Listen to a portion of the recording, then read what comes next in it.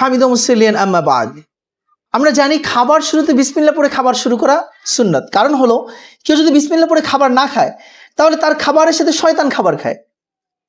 বিশ্বনবী মুহাম্মদ রাসূলুল্লাহ সাল্লাল্লাহু আলাইহি সাল্লামের সময়ে একদিন নবীজি বসে আছেন, সাহাবায়ে কিরামদেরকে নিয়ে খাবার পেশ করা হলো। দৌড় দিয়ে একটা বাচ্চা আসলো রাসূলের খাবারের প্লেটে হাত দেওয়ার জন্য, নবীজি তার হাত ধরে ফেললেন। আরেকটা বাচ্চা আসলো দৌড় দিয়ে, নবীজি তার হাত ধরে ফেললেন, অথবা তাদেরকে বসালেন।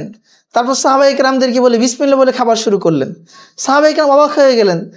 তারপর বাচ্চাদেরকে বললেন তোমরা খাও। সাহাবারা অবাক। প্রথমে বাচ্চারা খেতে চাইছে, নবীজি দেন নাই। নবীজি তো রাহমাতাল লিল আলামিন, বাচ্চাদের প্রতি অত্যন্ত ভালোবাসা, মায়া, মমতা তার অন্তরে রয়েছে। তাহলে যে বাচ্চারা প্রথমে খাবার খেতে চাইল তাদেরকে তিনি নিষেধ করলেন। অতঃপর সকলের সাথে যখন বিসমিল্লাহ পড়েছেন তখন তাদেরকে খেতে বললেন। তখন নবীজি বললেন তোমরা কি অবাক হয়ে গেছো? সাহাবায়ে কেরাম বললেন জি ইয়া রাসূলুল্লাহ, অবশ্যই আমরা অবাক হয়ে গেছি, কারণ আপনি তো বাধা দেওয়ার কথা নন। তখন নবী করিম সাল্লাল্লাহু আলাইহি সাল্লাম বললেন আসলে আমরা যখন খাবার খেতে বসি শয়তানও আমাদের সাথে বসে যায় যদি না আমরা বিসমিল্লাহ পড়ি।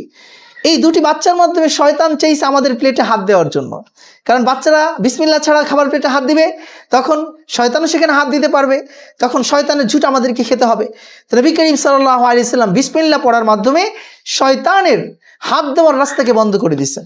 এখন একটু চিন্তা করি ভাই, ও ভাই আমার প্রিয় মুসলিম ভাই ও বন্ধুরা, একটু চিন্তা করেন যে আমরা পৃথিবীতে কতবার খাবার খেয়েছি বিসমিল্লাহ ছাড়া, আর কতবার শয়তানের ঝুঁটা আমরা পান করেছি, শয়তানের ঝুঁটা আমরা খেয়েছি।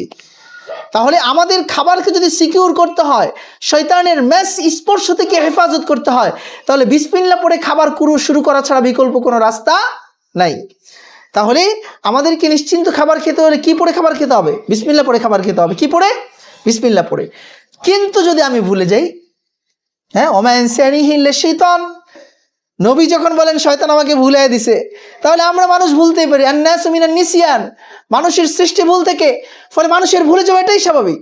এখন যদি মানুষ মাত্র আমরা ভুলে যাই, যদি আমরা খাবার খাওয়ার শুরুর দোয়াটি পড়তে ভুলে যাই, তাহলে আমরা কি পড়ব?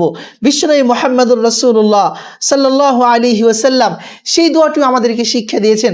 নবীজি বলেন খাবার খাওয়ার শুরুতে যদি তোমরা দোয়া পড়তে ভুলে যাও তাহলে পড়ে নেবা, যখনই মনে পড়বে তখনই পড়ে নেবা বিসমিল্লাহি আউয়ালুহু ওয়া আখিরুহু, বিসমিল্লাহি আউয়ালুহু ওয়া আখিরুহু, শুরুতেই আল্লাহর নাম শেষেও আল্লাহর নাম, যখনই নেই না কেন শুরু হবে কার নামে? আল্লাহ পাকের নামে, আল্লাহ রাব্বুল আলামিনের নামে। তাহলে মজার বিষয় কি বলবেন, হুজুর খাবারের শুরুতে তো শয়তান খায় ফেলছে, তার লাভটা কি হবে?